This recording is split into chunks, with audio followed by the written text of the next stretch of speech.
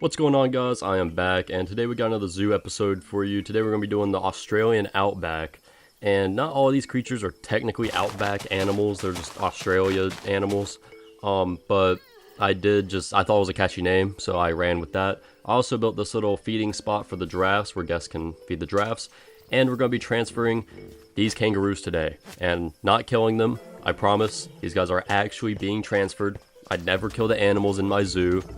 That's never happened. You have no proof of that. But anyways, I'm leading these guys to the cage here, so that way they can be in this little transfer unit, I guess I can call it, before I move them into their finalized exhibit, which will be at the end of the episode. Also gave them food and water, so that way they won't die or anything, and they'll be happy. Anyways, let's go ahead and map out all of these exhibits here. So I think I have like 7 exhibits in today's episode, so quite a while. Or quite a lot of work, not a while. Yeah, went in, built all the pathways and stuff.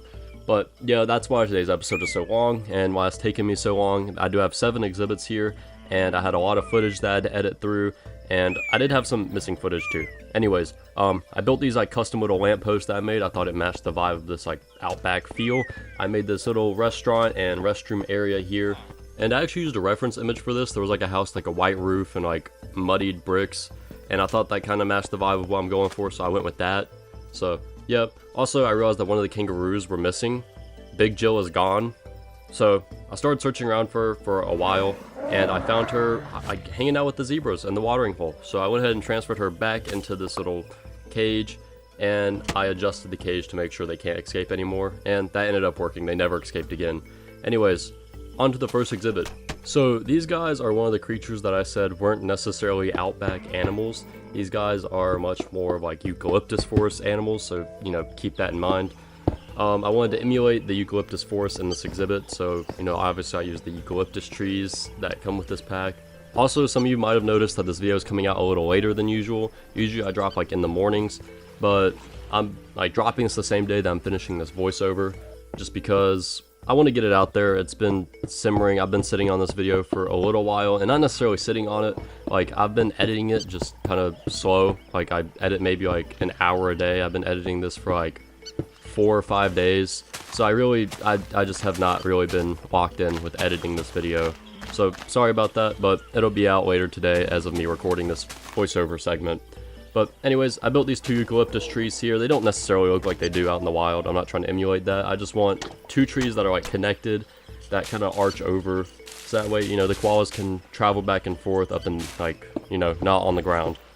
So then I went ahead and added a bunch of rocks and some foliage. And yes, I said it right that time. For the people pointing out that I said it like foliage, I wasn't trying to. It's just I was saying it fast, and with my accent, it just kind of sounds like that.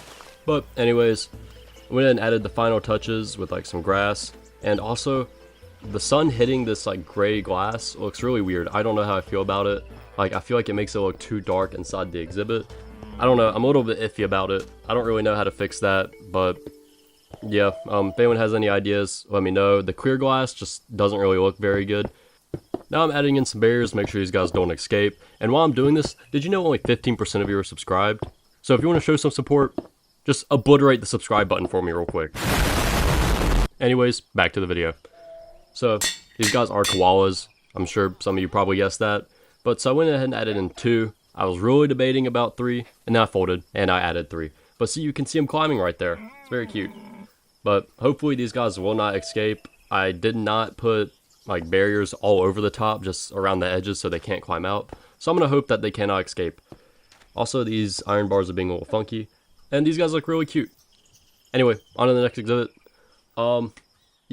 This exhibit is actually like an Outback animal. Like, this animal is located in the Australian Outback, to my knowledge. I mean, if there's any Australian or people who know about this animal better, that can correct me. But I am like 99% sure these guys are Outback creatures. So I'm going to add like a raggedy fence design in the back around the tree. And I went ahead and did my my terraforming. And I wanted to make this feel more like the Outback, so I added in some sand and a lot more dirt in this exhibit. And I went ahead and made them a little cave right here, so that way they can go hide in. And I put in some hay bales at the bottom, just so that way, you know, they actually have like places to rest. And I just added some dripstone for some extra detail, and I smoothed off the top a little bit. But yeah, very nice. I like this a lot. I actually got this idea from a reference picture that I saw online. I don't have the reference picture now, but yeah, just know I got that from a reference picture of some zoo exhibit. Anyways, so I went ahead and started adding in rocks like I always do. Just, simple stone and andesite slabs. And then I started building a tree. I don't know necessarily what type of wood I was using. It looks kind of like acacia, but darker. And then I started mixing in some like leaves that look a lot more dry than the eucalyptus. And I made sure the tree was dead, and this looks scary. I have a pig head on me. But anyways, we're using that pig head to kind of emulate a piece of meat that they hunted down. And now I'm adding in a bunch of tall grass. Mostly, I tried to keep around the edges, but I did put some more in the middle. And I added a lot of dry grass because this is like an outback like exhibit. It's supposed to be more dry. And then near the water, I kept it more, I kept it more green because that's kind of how it works in nature. Then I added some stairs to these trees over here so that way they look a little bit more curved and a lot less blocky. I did the same thing for the koalas. And anyways, we're adding in the dingoes into this exhibit. Only added in 3. I was debating more, but I thought 3 filled out the exhibit well. And don't let these guys' cuteness fool you. There is a phrase, a dingo ate my baby, in Australia. Yeah, it's kind of traumatic to learn about. It's kind of not traumatic, but it's very sad. I wouldn't really look into it if you don't want to be sad today. Anyways, moving on from that.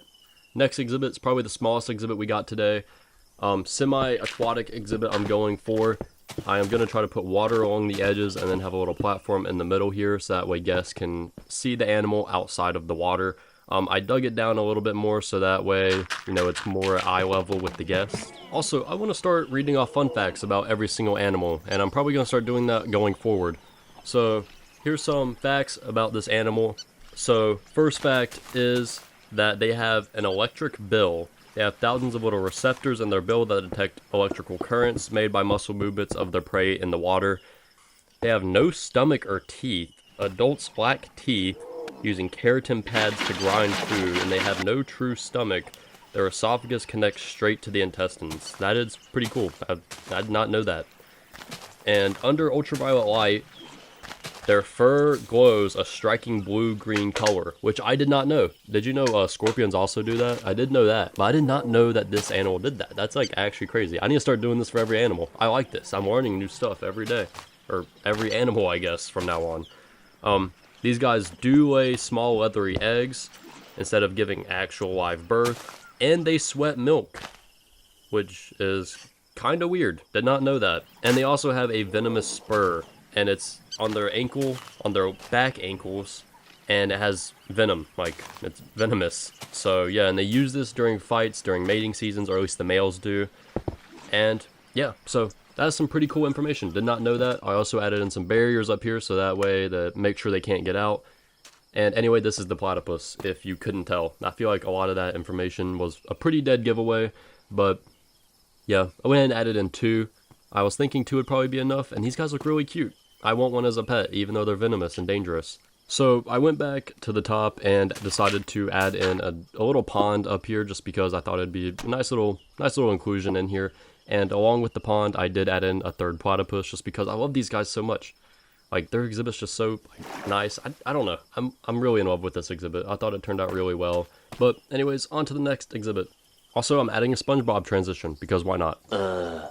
Alright, so I went ahead and built up the little walls around this exhibit. I wanted to go with like that, that rackety old fence design. And I used the same like small like railing design that I used for a lot of my African exhibits. And I'm using, the little slabs here so that way you can actually stand on top and view in a lot better. And I made a little waterfall going into the little watering area, and I also terraformed. So, yeah, I'm not really fully sure if these guys are outback creatures. I'm actually about to look this up. Alright, so these guys are outback creatures. Here's some facts about them. They have powerful legs, making them fast runners, and they have good endurance. They are actually good swimmers, surprisingly. I did not know that. That's a fun fact for me. They have double feathers. 2 feathers emerge from a single shaft to protect them against extreme weather. They swallow pebbles to help grind up food since they lack teeth. And they have inverted, like, reproduction roles, I guess, where the females lay the eggs, but the males handle 100% of the incubation and, I guess, raising the chicks. And also, Australia had a war with these creatures. If you didn't know that, the Australian military used machine guns to reduce their population since they were damaging crops. But these animals easily evaded them. That's what Google said. So, I mean, I knew they had a war with them. I think that's like a pretty well-known thing, relatively. But yeah, I did not know they were using machine guns. That is kind of crazy. Anyway, these guys are the emus, if that war thing wasn't a giveaway. I feel like a lot of people know about that, but maybe not. But I decided to add in 3 of these guys. And also, I was thinking about doing cassowaries this episode, but since I did that in one of my other zoo series, I decided not to really do that. And because cassowaries and emus do kind of look not really that similar, but maybe I'll do them down the line if people really want me to. But I feel like the emus are more than enough. Just drop a comment if you want me to do the cassowaries, and I'll try to squeeze them in somewhere. Also, I did kind of forget to include this little, all of the plants along the edges. So I went ahead and did that, and now that exhibit is done. On to the next one. We have this little exhibit here, and I lost a lot of the footage for this exhibit. I'm not gonna lie. But my goal is to kind of just make this a dense exhibit, like in a divot between 2 like little cliff sides or hills. But let's go ahead and read off some fun facts about these animals. To kick off the facts, these guys are the world's largest carnivorous marsupial. They have one of the strongest bites in the animal kingdom relative to their body size. They have glowing ears. Their ears can turn bright red when they're angry, excited, or stressed because of increased blood flow. When threatened, these guys release a really bad odor to protect predators, like to protect themselves from predators. Early settlers named them devils because of an eerie high-pitched shrieks and growls they make while eating at night. And also these guys are nocturnal. And they're scavengers. So I feel like most of that information is a pretty decently dead giveaway of like what this animal might be. But here's also a not so fun fact. So when the mother gives birth, they give birth to usually 30 to 40 babies. And the pouch that they have only has 4 milk, like spots where they can drink milk. So the first 4 to crawl inside the pouch are the only ones that survive, which low-key pretty dark. That's pretty sad. But anyways, these guys are the Tasmanian devil. Let's go ahead and put 2 of these guys in here. I think 2 is more than enough. It is a relatively smaller exhibit. But yeah, I really like how this turned out. It's very dense. And yeah, these guys are pretty cute, but I'm sure they're kind of scary out in the wild a little bit, especially since they can crush bones. Anyways, moving on from that, we are now working on this final exhibit here. Well, it's technically 2 exhibits, and I'm making this like walkthrough exhibits. And for the entrance for this, I went with the same style that I'm going with for like the restroom, where it's the mud bricks and then the dried mud and then the terracotta at the top. And then for the roof, I'm going for like an andesite like trim with like the pale planks for the middle part. And so yeah, cutting to having all of this done, I built that, and I also added like the raggedy old fence design to surround the exhibit, and I went ahead and terraformed everything because I do everything off camera. But I mean, honestly, I don't think it's that interesting. I do this for literally every exhibit, and I think I've showcased it enough in past exhibits and past videos that it's just kind of like repeating itself over and over and over. But let's go ahead and jump into some fun facts. That's a little clue for you. Anyways, so these guys are both closely related. They live in the Australian Outback. While this exhibit that I'm currently working on right now, they aren't necessarily only in the Outback. There are multiple species of these guys all throughout Australia. But I am going for an Outback build, and I don't really care if there's different variants in this pack. I'm just putting in all the different color variations in here, even though they are technically different species. I don't care. Anyways, these guys are marsupials. Their babies are called joeys. Also, the mother of these guys can produce milk more suited to a joey's different developmental stage.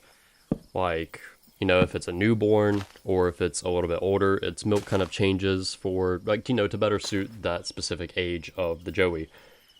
These guys can also clear objects that are 6 feet tall with their jumps. They also fight with their forearms and legs. And they can also reach speeds of 30 miles an hour or 45 or 48 kilometers an hour. Also, I wanted to build these guys, little areas to rest. So I went ahead and went back to their old exhibit and took this little build. And since it's diagonal now, it's a little hard to make it look good. So I kind of struggled with that a tiny bit. But then added in some hay, and I thought it turned out pretty decent. So yeah, then I went ahead and did the same thing for the other exhibit, and yeah, they turned out pretty good. I liked it a lot. And then I went ahead and added in a bunch of shrubbery, and I wanted to make these guys have a little more of like a dense exhibit, and then the other side to be a little bit more open of an exhibit. But anyways, this exhibit is now done, so we're gonna go and add in these three guys. They're wallabies, by the way, so I added in Wanda, Tweedle, and Wally. And I thought these guys might have more variations, so I did some extensive research. And after researching, I came across this guy, which I believe is the rock wallaby, which I don't care if it's a different species and located not in the outback, I want them in here. So yeah, anyways, we're moving the kangaroos into their side of the exhibit. So we have Big Jill, we have Kangaroo Jack, and we got Rupert.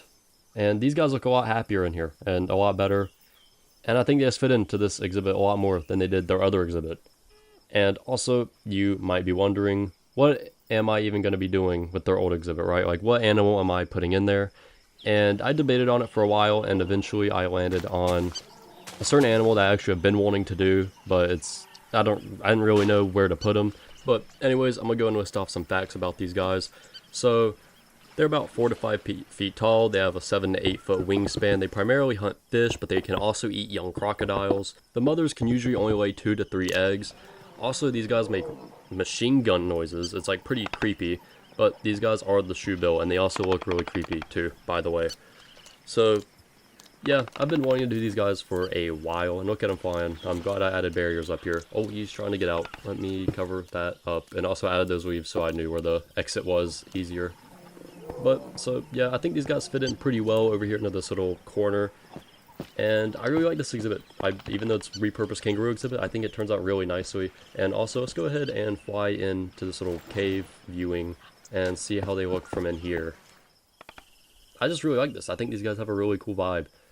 I'm glad I chose these guys for this exhibit. I was debating about doing another animal, but I landed on these guys, and I love it. But let's go ahead and cut back to the Outback area.